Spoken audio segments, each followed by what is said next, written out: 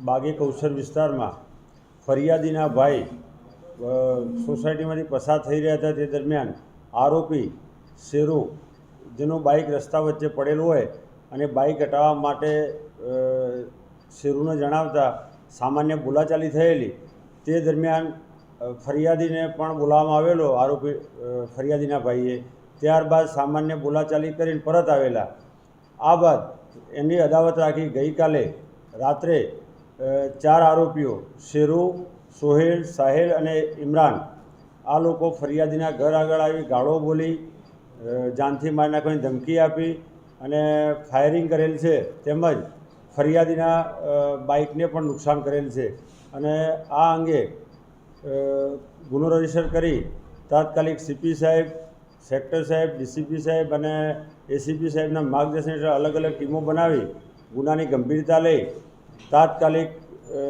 4 પૈકી 2 આરોપીની ધરપકડ કરવામાં આવેલ છે અને 4 આરોપી પૈકી હાલ જે 2 આરોપીની ધરપકડ કરવામાં આવેલ છે તેમાં શેરુ છે. શેરુ વિરુદ્ધમાં મારામારી તેમજ એક ચોરીનો ગુનો દાખલ થયેલ છે.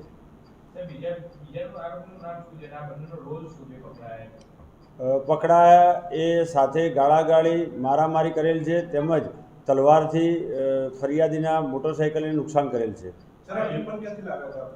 એ તપાસ હાલ ચાલુ છે, પૂછપરછ ચાલુ છે. આગળની વધુ તપાસમાં જણાઈ આવશે. મુદ્દામાલમાં 2 હથિયાર તેમજ કારતૂસ જપ્ત કરવામાં આવેલ છે.